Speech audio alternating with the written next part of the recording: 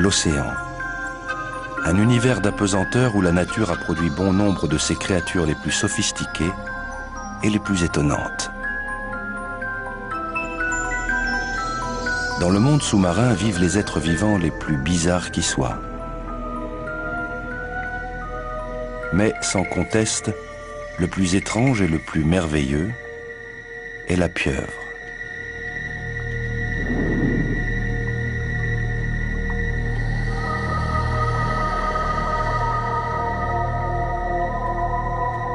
La pieuvre est l'animal mutant par excellence. Elle peut adopter toutes les formes qu'elle veut. Décoller tel un avion en réaction et se poser en douceur. Il y a longtemps, la pieuvre était un mollusque à coquille. Avec le temps, elle a perdu sa coquille, mais gagné en intelligence.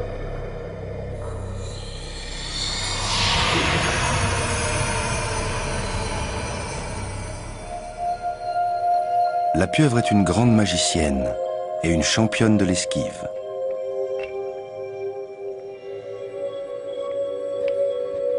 C'est aussi une experte en camouflage.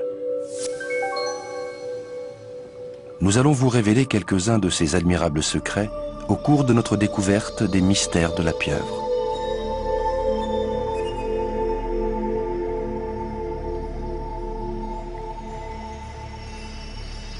Des méduses dérivent au gré de l'océan. Elles constituent le premier danger pour le bébé pieuvre. Très peu de petits vont survivre à leur première semaine de vie dans cette zone à risque qui abonde de tentacules urticants.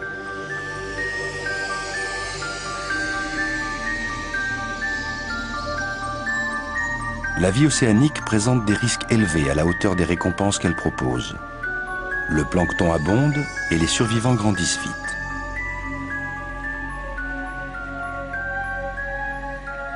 Une fois qu'elle a atteint la taille d'un pois, la pieuvre rejoint les fonds marins où elle passera le reste de sa vie. Ici, le danger est partout. Il est vital de trouver un abri. La pieuvre étant dépourvue de coquille, elle utilise celle des autres.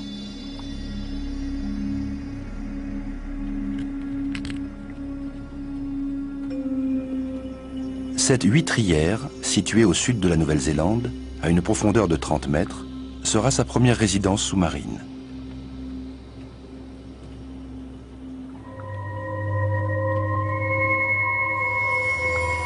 Son principal ennemi est la morue bleue. Téméraire et dangereuse, c'est son prédateur le plus acharné.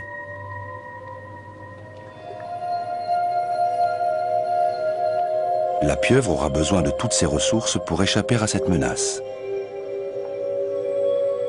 Quand elle sera plus grande, la pieuvre attaquera les grands crabes. Mais pour l'instant, il s'agit de ne pas leur servir de repas.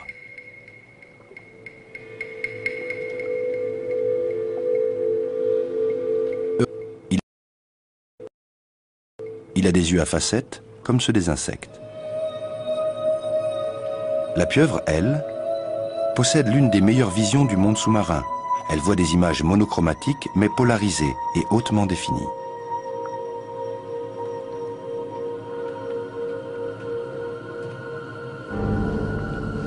L'étoile de mer est aussi un invertébré.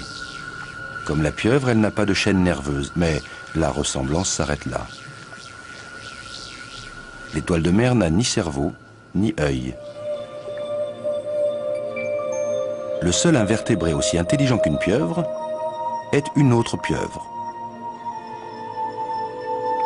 La pieuvre exprime ses émotions en changeant de couleur, généralement quand elle est dérangée. Cet intrus s'est approché un peu trop près.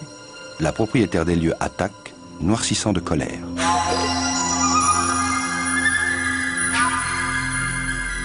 L'autre, lui, tourne au blanc. Soit il a peur, soit il cherche à impressionner son adversaire. La pieuvre est solitaire et ne supporte pas les intrus. Les pieuvres respectent une hiérarchie reposant sur la taille. La plus grosse pieuvre aura toujours le dessus.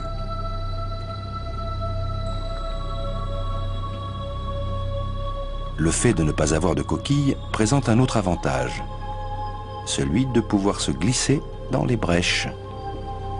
En effet, dans ce milieu, l'absence de carapace peut vous coûter la vie.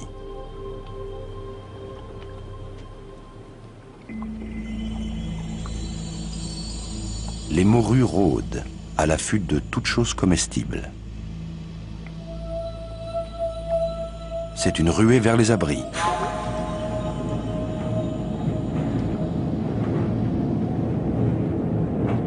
Mais aucune cachette, aussi bonne soit-elle, n'est sûre à 100% dans la huîtrière.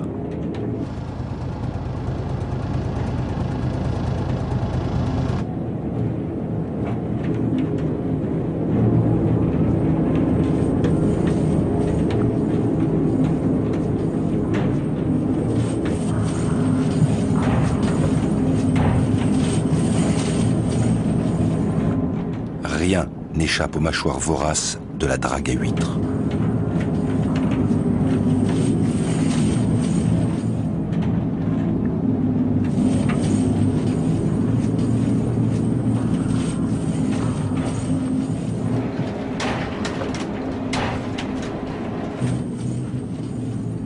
C'est notre passion dévorante pour ces succulents mollusques qui provoque une telle destruction.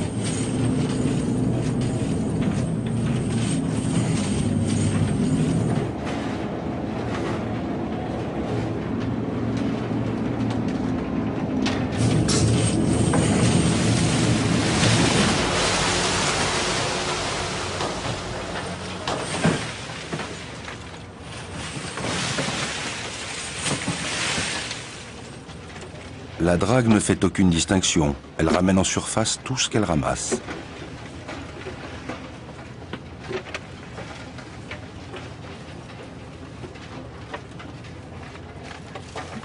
La pieuvre peut rester longtemps hors de l'eau tant que ses branchies restent humides.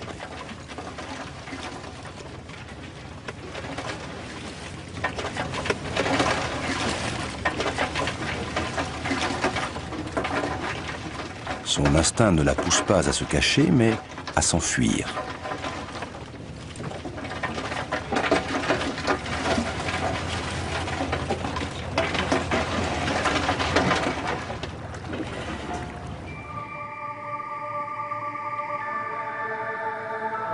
Elle est de nouveau libre, mais pas hors de danger.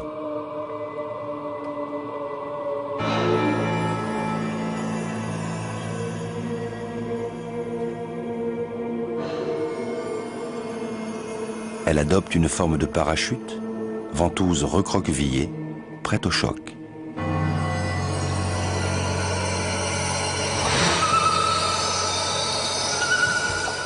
Dans le chaos de l'attaque, elle réussit à s'échapper.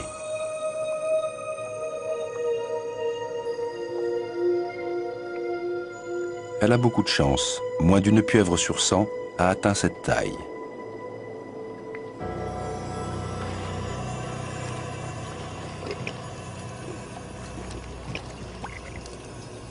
Des bancs de morues et de labres en maraude se gavent des déchets qui tombent du bateau.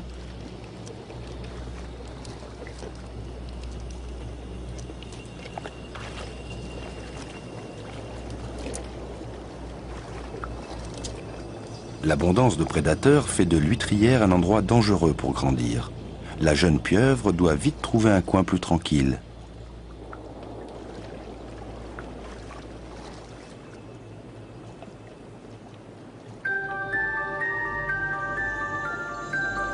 Notre pieuvre a 5 mois. Elle fait désormais la taille d'un ballon de football et manifestement c'est une femelle. Elle débute sa journée dans des eaux peu profondes et traverse un champ de fougères des mers. Ces étranges fougères ne sont pas des végétaux, mais des animaux, les gorgones.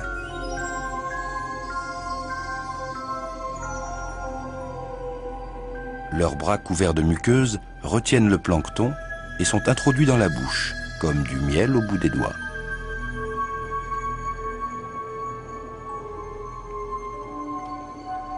Les gorgones respirent grâce à des branchies situées sur leurs 8 bras. La pieuvre possède elle aussi 8 bras remarquables. Ils sont couverts de centaines de ventouses, portant des milliers de cellules réceptrices du goût et du toucher. Ces bras sont donc la partie la plus sensible de son corps.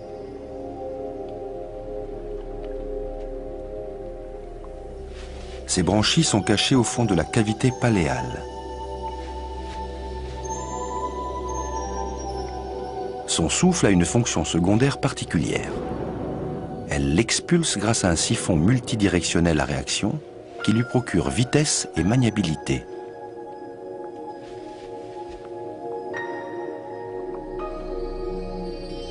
Lorsqu'elle avance, ses bras courent sur le sol pour évaluer l'aspect et le goût du nouveau terrain. Elle utilise ses yeux pour guetter les proies et les prédateurs.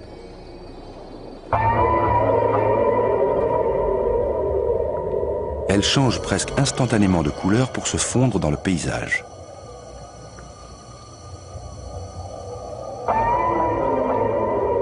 Le requin est doté d'un excellent système de détection, mais une fois camouflée, la pieuvre ne bouge plus.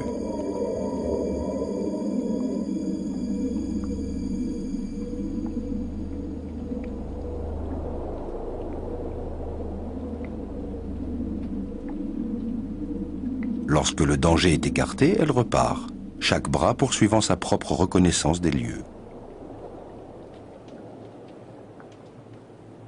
Ces tentacules sont des organes sensoriels indépendants, possédant un système nerveux qui leur est propre. Le système nerveux central fait appel au système nerveux périphérique pour les tâches les plus complexes, comme celle de nager par exemple. L'oursin est un autre invertébré dépourvu de cerveau. Pour survivre, ses seules défenses sont ses piquants.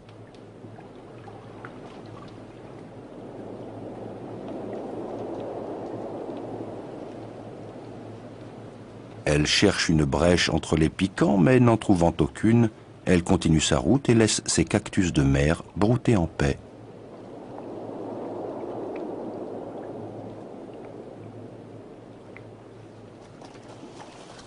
Ici, dans une eau peu profonde, la lumière du soleil favorise la croissance de plantes et donc la présence des êtres qui s'en nourrissent.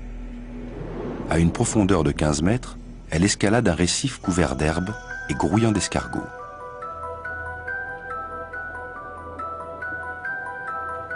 Ces derniers nettoient consciencieusement les rochers envahis d'algues à l'aide de plusieurs rangées de dents fines et aiguisées, composant la radula.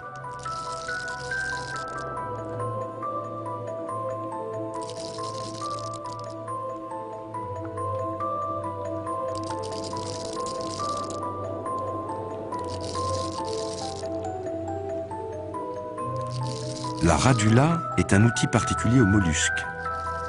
Même si la ressemblance n'est pas évidente, notre pieuvre est en famille. Et elle en est simplement à un stade d'évolution plus avancé.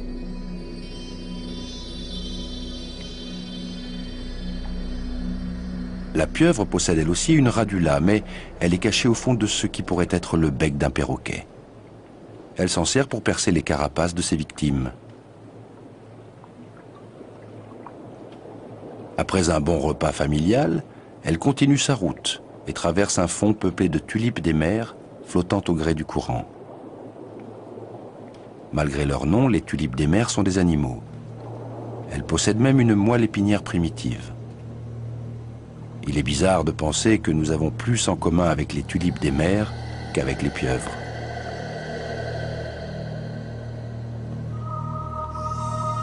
Cet intelligent escargot, dépourvu de coquilles, change de couleur dès qu'il quitte le récif et qu'il entre dans un nouveau décor. Mais voici un autre mets délicat.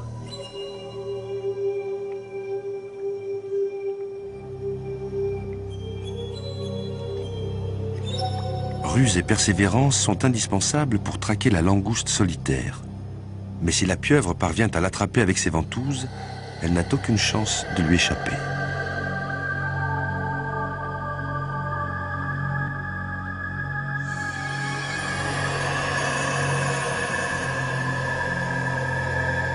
Sa morsure vise le pédoncule oculaire, injectant du venin dans le nerf optique, directement relié au cerveau.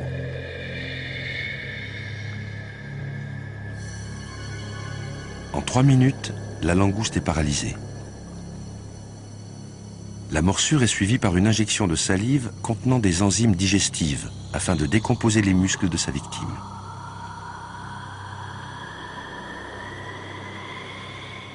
La chair peut à présent être détachée du corps. Les pattes vidées et la carapace intacte sont les seuls restes de ce repas. Mais généralement, les langoustes sont bien plus difficiles à capturer car elles s'entassent dans les fissures et les surplombs.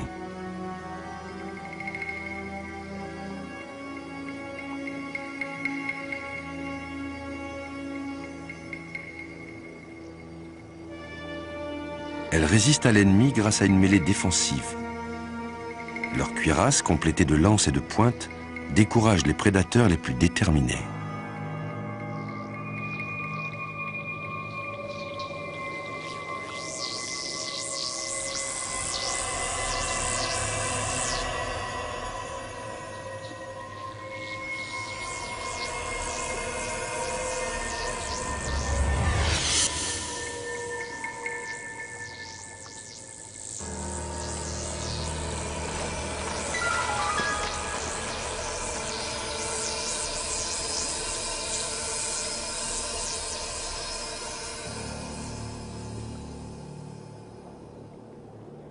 Mais notre pieuvre a intelligemment choisi sa réserve personnelle, un casier à langoustes.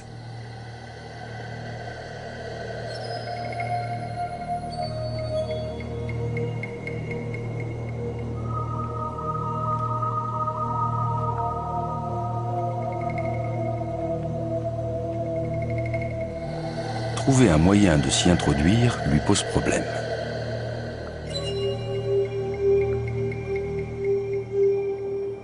Mais pas pour longtemps. Son appétit est insatiable. Depuis son éclosion, elle double de poids chaque mois.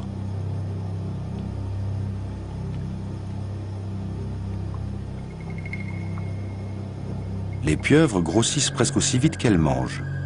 Une pieuvre bien nourrie peut peser 10 fois plus qu'une autre sous-alimentée.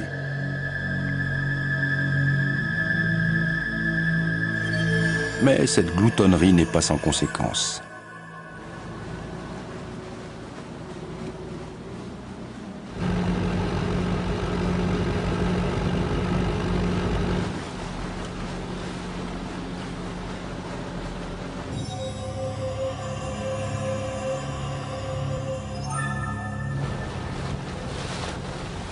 Son désir de langouste rivalise avec le nôtre. Les pieuvres sont nos concurrentes directes et les pêcheurs ne les aiment pas.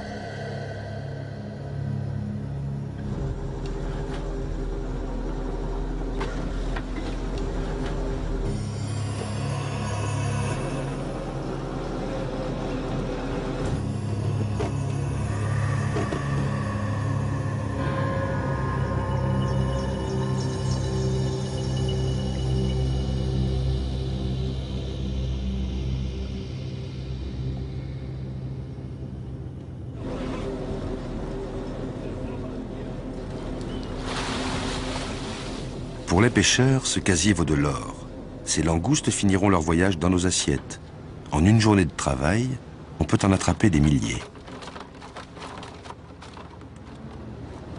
Mais cette friponne de pieuvre a entamé les bénéfices du jour et les pêcheurs ne lui laisseront pas la vie sauve.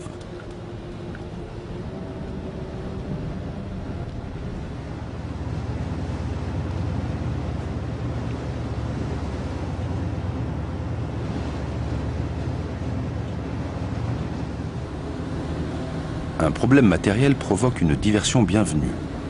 Le fameux instinct de fuite ressurgit. Elle se laisse glisser dans une tentative d'évasion lente, mais désespérée.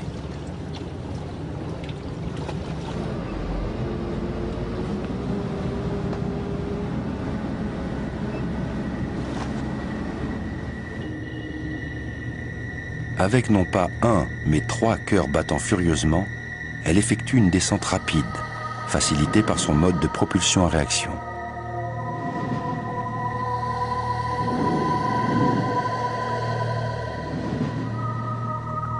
Son sang bleu à base de cuivre n'est pas aussi efficace que le nôtre à base de fer pour faire circuler l'oxygène. Elle se fatigue vite et atterrit dans un environnement bien différent. Le lieu a des allures de désert.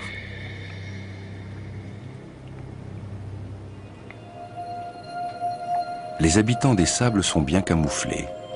Leurs corps sont aplanis et ils adoptent un profil bas, comme le flé.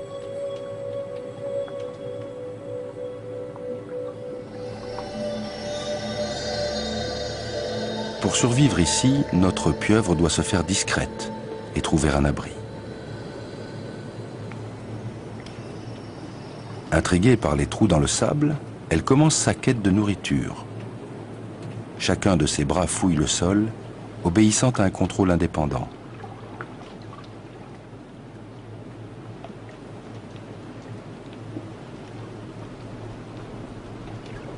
Une squille évite la confrontation.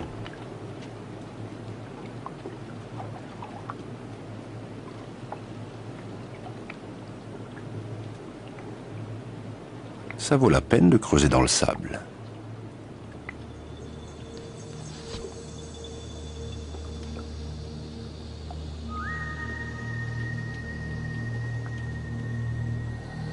Non loin de là, elle tombe sur une cachette idéale. Ce vieux tuyau fera une coquille parfaite.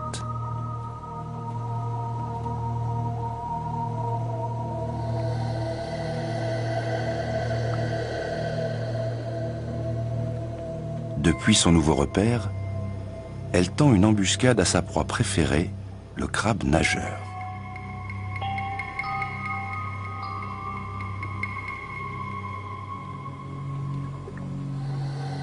Le crabe nageur est doté d'une assez mauvaise vision, mais il détecte les mouvements.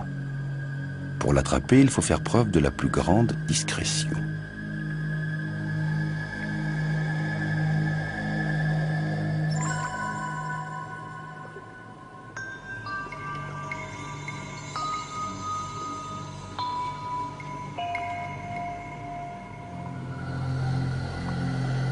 La pieuvre se fait passer pour un rocher, puis avance très doucement ses tentacules.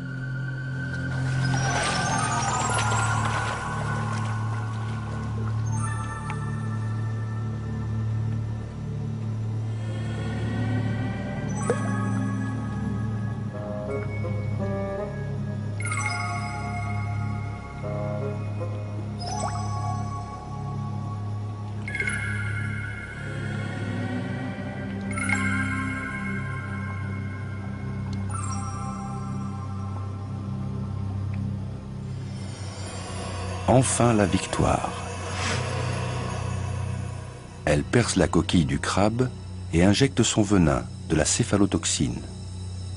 Certaines pieuvres font partie des créatures les plus venimeuses au monde.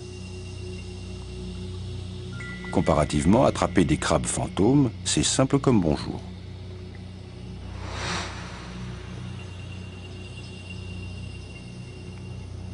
Dans ce milieu sablonneux, la pieuvre n'a aucun problème pour se nourrir. Et il y a un autre avantage à vivre ici.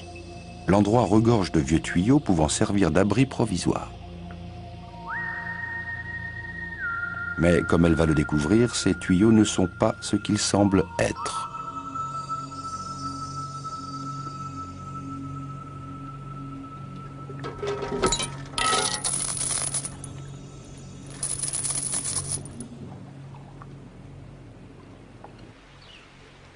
Depuis quelques mois, les fonds sablonneux de l'île Stewart sont un site d'étude pour Nathalie Manag, teutologue.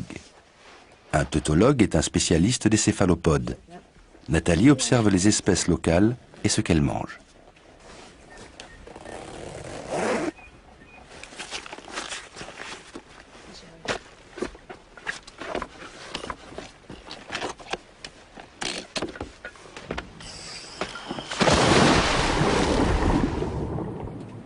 Il existe 150 espèces de pieuvres réparties dans les mers du monde, depuis les pôles jusqu'aux tropiques.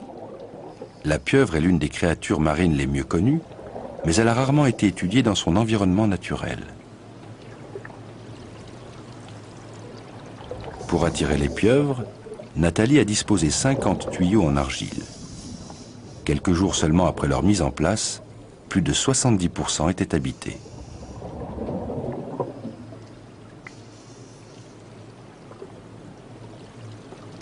Nathalie veut découvrir quand les pieuvres fouillent le sable et si elles retournent au même tuyau.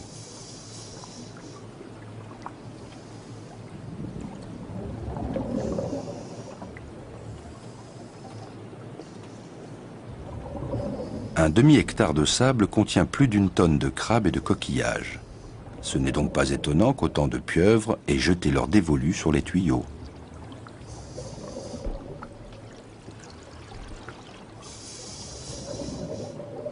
Notre femelle s'est installée dans le tuyau numéro 12. Même si cet animal n'a pas un comportement territorial à proprement parler, il défend son refuge. La force combinée de 2 à 3 000 ventouses est immense. La légende attribue même plusieurs cas de noyade à des pieuvres refusant de desserrer leur étreinte. En inspectant les tuyaux 3 fois par jour, Nathalie obtient une description de leur mode de vie.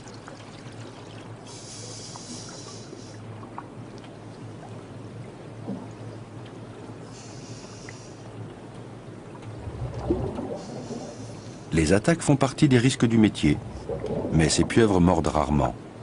Ce sont les plus grosses pieuvres de Nouvelle-Zélande et elles ne sont pas dangereuses pour l'homme.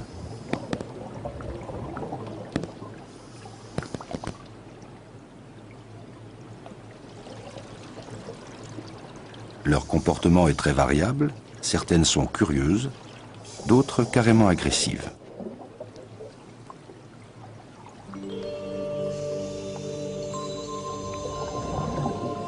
Il n'est pas aisé d'observer la croissance chez cette créature mutante par excellence.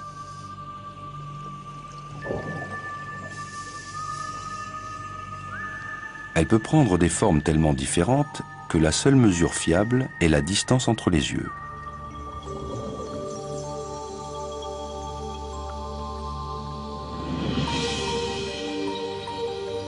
Depuis leur tuyau, elles s'aventurent dans les fonds sablonneux.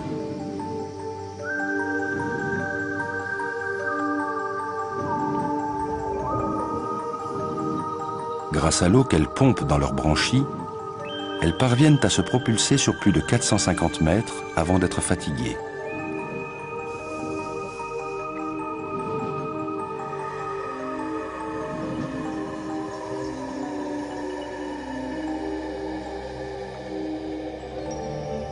Le gros de leur énergie est consacré à la recherche de nourriture. Lors de ses visites quotidiennes, Nathalie observe un éventail de comportements de chasse et d'alimentation. Ouvrir un pétoncle est un défi. La pieuvre peut percer la coquille avec sa radula pour injecter un cocktail d'enzymes digestives et ainsi décontracter le muscle principal du pétoncle. Mais c'est très long, autant s'attaquer à une autre proie. La vue d'un crabe attirera toujours son attention.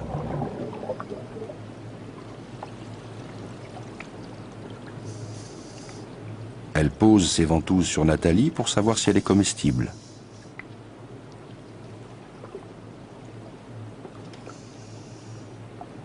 Les pieuvres ont plusieurs techniques de chasse. L'une d'entre elles est le saut de prospection.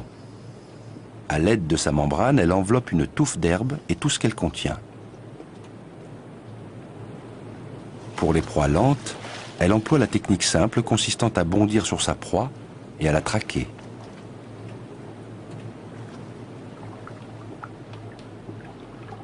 La prise en tenaille, réalisée avec 2 bras, exige beaucoup de patience.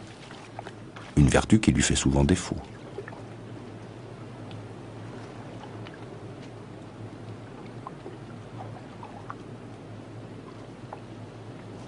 Même la perte d'un tentacule n'est pas un handicap pour chasser.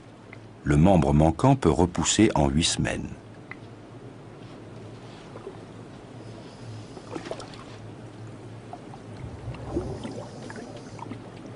Elle raffole des crabes. Quand elle en aperçoit un, elle réagit comme un chien de chasse qui a flairé un lièvre.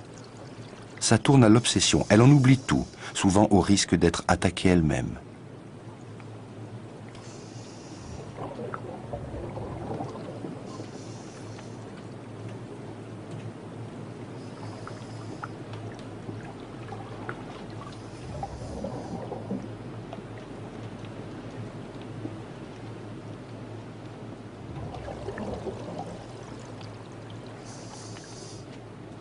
Les crabes se réfugient parfois en lieu sûr, sous une anémone des sables. Cette cohabitation profite aux deux, le crabe dispose d'un abri et l'anémone bénéficie de temps à autre des restes de son squatteur.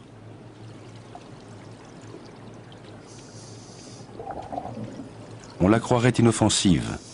Pourtant, ses tentacules provoquent une méchante piqûre que les pieuvres veillent à éviter.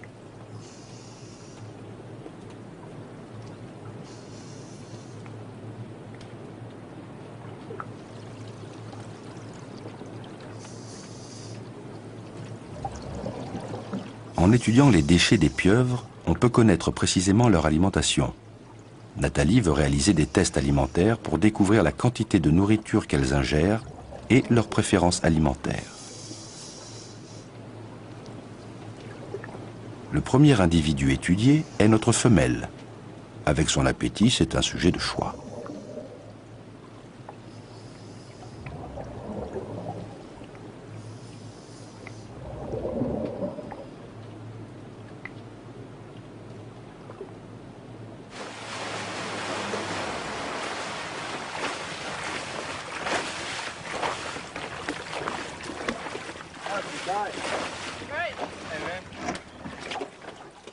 C'est la troisième fois de sa courte vie qu'elle se trouve à bord d'un bateau. Ce séjour-ci sera peut-être davantage à son goût.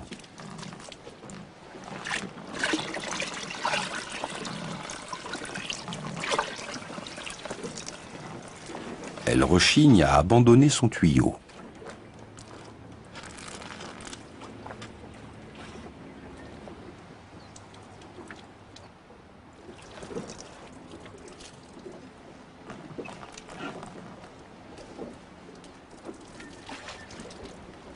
Elle en a vite assez de l'aquarium et commence à chercher un moyen de s'esquiver.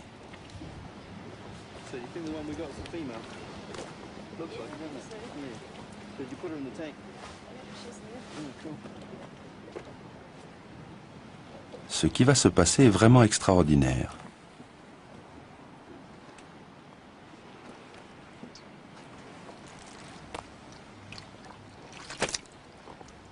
Elle abandonne le confort de l'eau pour tenter de rejoindre la mer.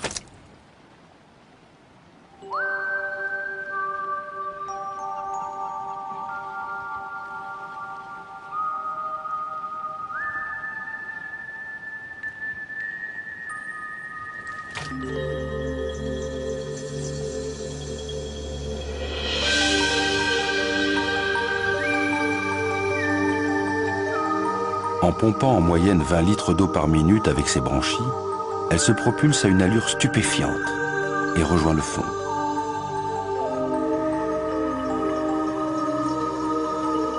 Mais cette dernière aventure l'a entraînée près du littoral, dans un environnement bien différent.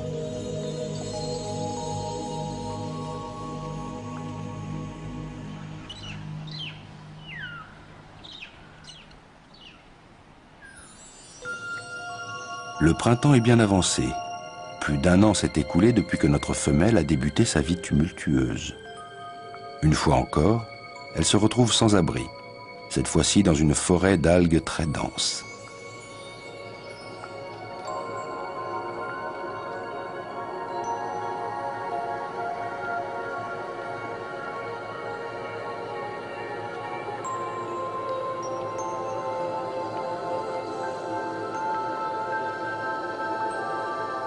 Les pieuvres grandissent vite, mais c'est l'algue qui détient le taux de croissance record. Chaque jour, elle prend une longueur de bras.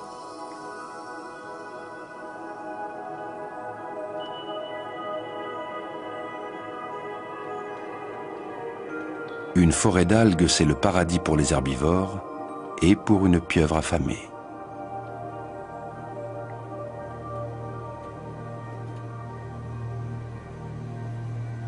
À présent, elle mesure presque 1,80 m d'un bout à l'autre de ses tentacules, et elle a plus d'appétit que jamais. Mais cette forêt n'est pas sans danger, comme elle peut le constater.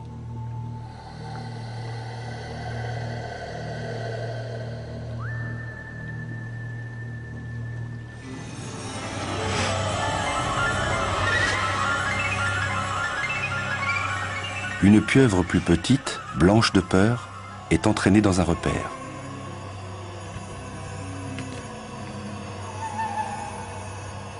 Ce qu'à première vue on pourrait prendre pour une agression n'est rien d'autre que la technique d'accouplement de la pieuvre. Quelques minutes plus tard, l'intrus est libéré.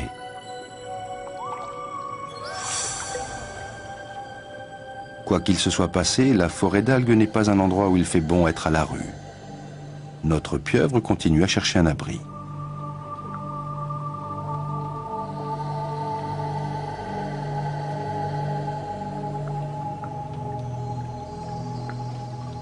Enfin, voici un refuge où se cacher et guetter, loin des morues.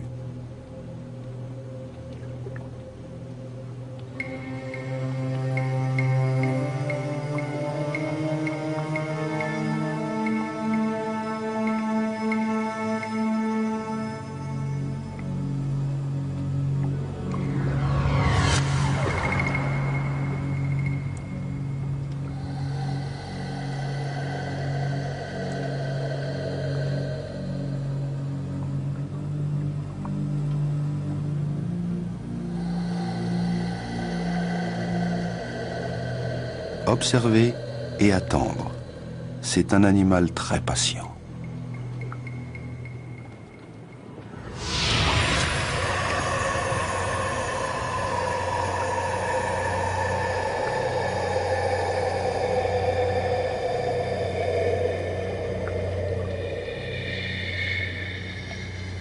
Le moindre aliment la fait grossir. À présent, elle est tellement imposante que même son ennemi juré, la morue, lui doit le respect. Elle pourrait en manger une si elle agissait vite.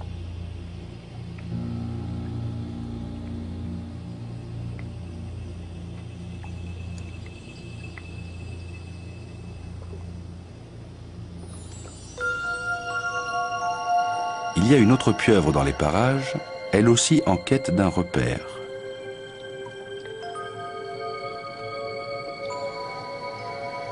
Un congénère est considéré soit comme un partenaire d'accouplement, soit comme une proie.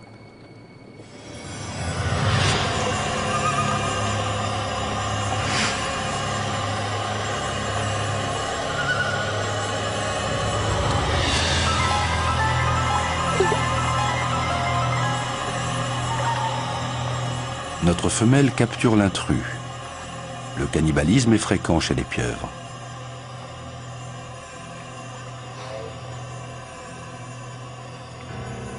Le venin ne leur faisant aucun effet, reste la strangulation.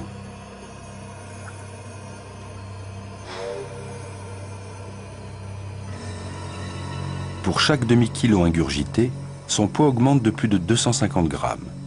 Son taux de conversion alimentaire est parmi les plus élevés, 80%.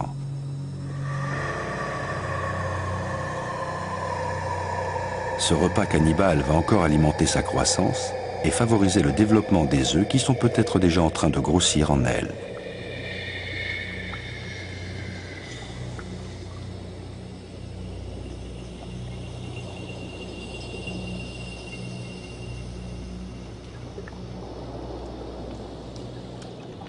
L'incroyable voyage de la pieuvre l'a amenée dans un nouvel environnement. De même que les recherches de Nathalie qui veut découvrir si les pieuvres vivent autrement ici.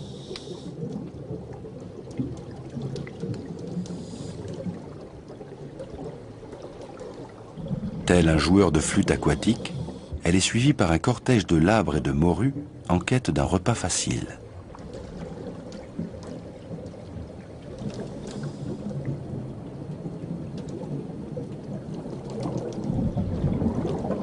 Plusieurs grosses pieuvres ont élu territoire le long de la côte. Ce tas de déchets montre que la propriétaire des lieux aime particulièrement les moules. Or, le lit le plus proche étant situé à une centaine de mètres de là, cet individu doit les rassembler et les ramener dans son abri pour les manger en paix.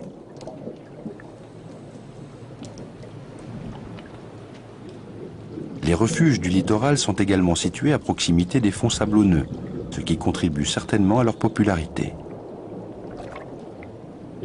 L'étude a jusque-là porté sur les activités diurnes de la pieuvre. Les mystères de sa vie nocturne seront bientôt également révélés.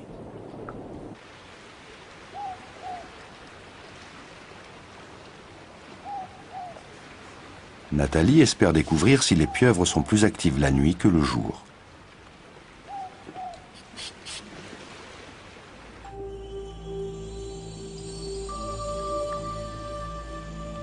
Beaucoup d'êtres vivants attendent que les prédateurs diurnes soient endormis pour sortir en quête de nourriture.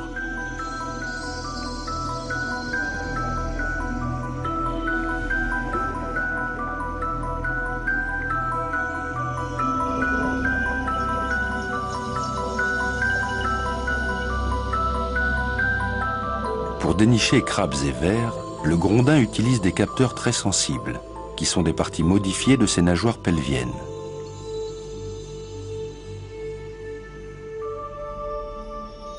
Les morues sont profondément endormies et donc à la merci de la pieuvre. La nuit, les rôles sont inversés et les prédateurs deviennent des proies. Les plongées de nuit révèlent que les pieuvres de cette espèce ont souvent une activité nocturne.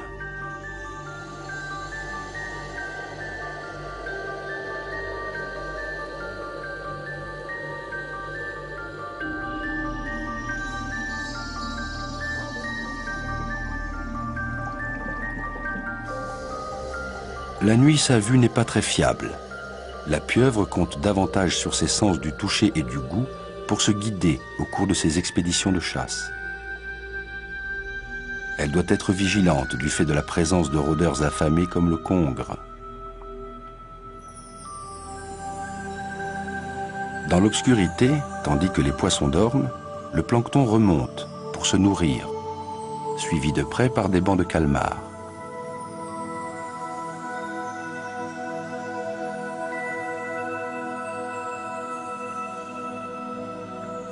Même si les calmars passent leur vie en mer, possèdent 10 tentacules au lieu de 8 et sont plus sociables que les pieuvres, ce sont de proches parents.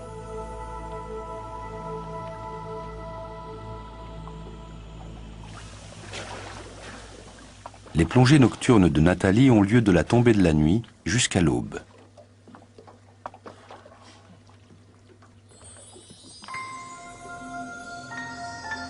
Le milieu de l'été correspond à la période de reproduction des créatures du littoral. Les oursins mâles et femelles lâchent des millions d'œufs et de spermatozoïdes, une aubaine pour les autochtones. C'est un mode de reproduction inefficace. Les gamètes se rencontrent au hasard dans le courant. Le moment est venu pour la langouste de se reproduire.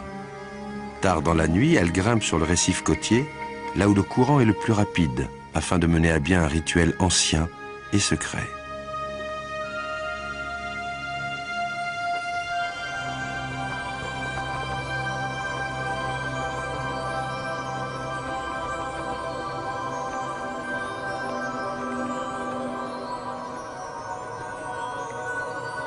Quelques minutes avant le lever du soleil, elle soulève sa queue pour donner la vie.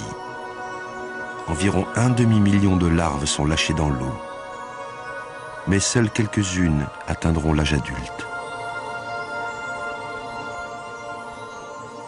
Il faut bien calculer le moment.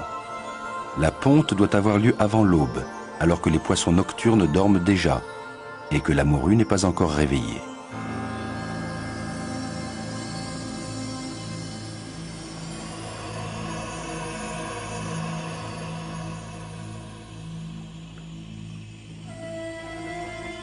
La langouste se rend compte du danger, le spectacle s'arrête.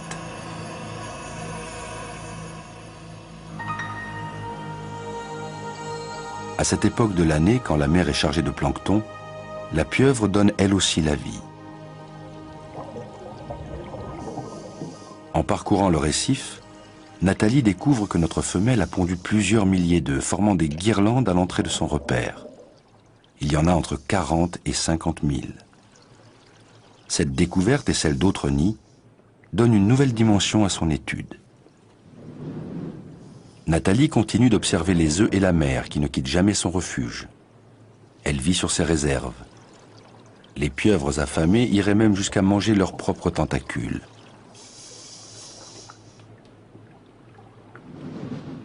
Elle va couver ses œufs environ 40 jours, selon la température. Plus l'eau est chaude, plus le temps de couvaison sera court. Elle souffle régulièrement de l'eau pour aérer les œufs.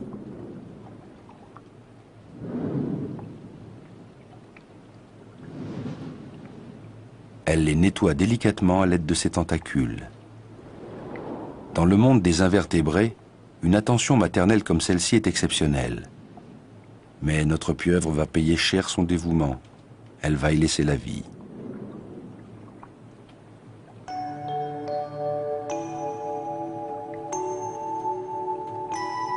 Les chromatophores sont clairement visibles. Ces minuscules sacs de pigments s'étirent ou se contractent pour changer la couleur de la pieuvre.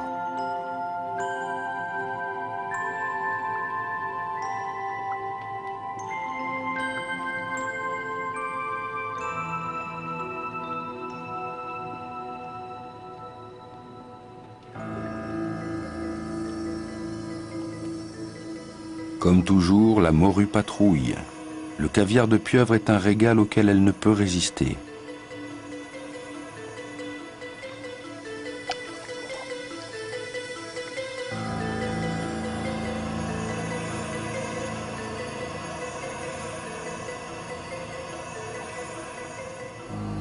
Son instinct maternel la tient en alerte et elle barricade son repère, protégeant sa précieuse progéniture.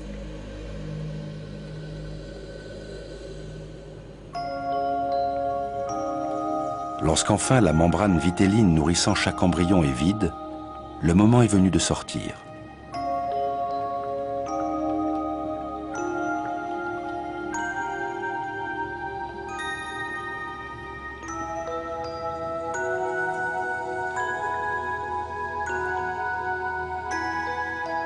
Ces répliques miniatures naissent déjà équipées de siphons et de tentacules.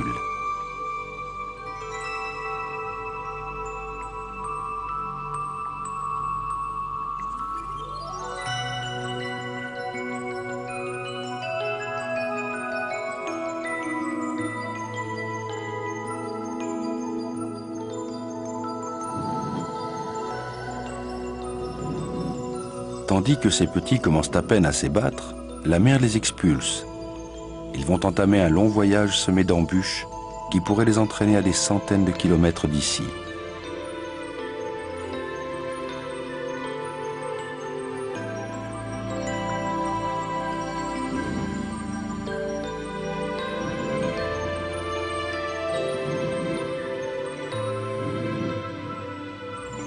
Quelques-uns seulement survivront à ce périple.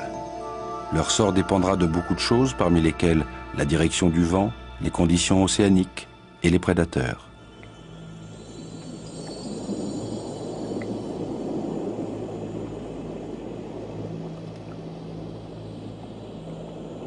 Une fois toutes les larves écloses, la femelle peut quitter son repère pour chercher de la nourriture. Mais son effort suprême l'a énormément affaiblie. La morue sent qu'elle est vulnérable.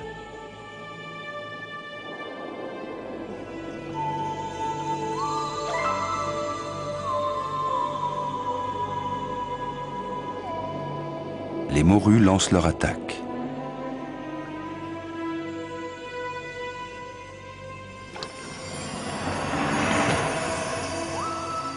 Comme les crocodiles, la morue a des dents semblables à des chevilles, faites pour saisir et non pour déchiqueter.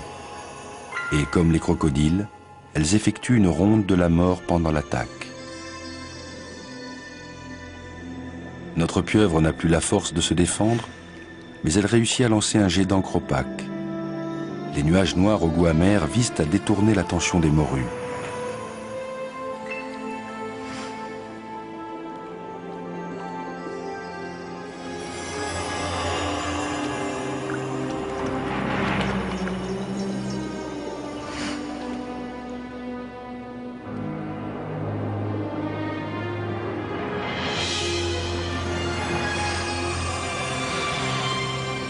Elle réussit tant bien que mal à s'enfuir, mais a perdu un bras dans la bataille. Autrefois, elle aurait peut-être reconstitué son tentacule, mais plus maintenant. La fin de sa vie est proche. Le membre arraché se tord, car le système nerveux ignore qu'il a été amputé.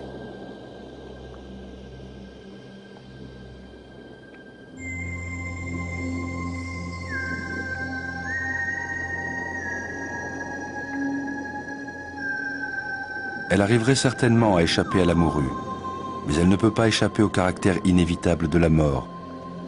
Sa courte vie s'achève alors que les premières neiges de l'hiver apparaissent sur les sommets.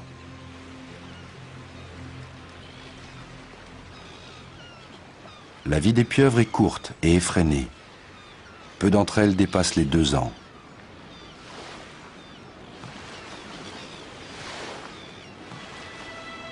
Ces étranges créatures, dotées d'un gros cerveau, d'une vision pointue et d'un système nerveux avancé, connaissent une mort rapide et bien peu spectaculaire.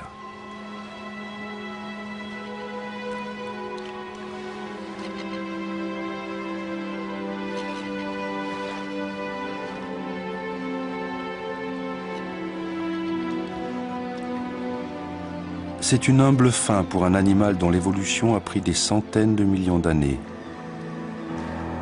La mort est le sacrifice suprême pour la prochaine génération de ces remarquables créatures.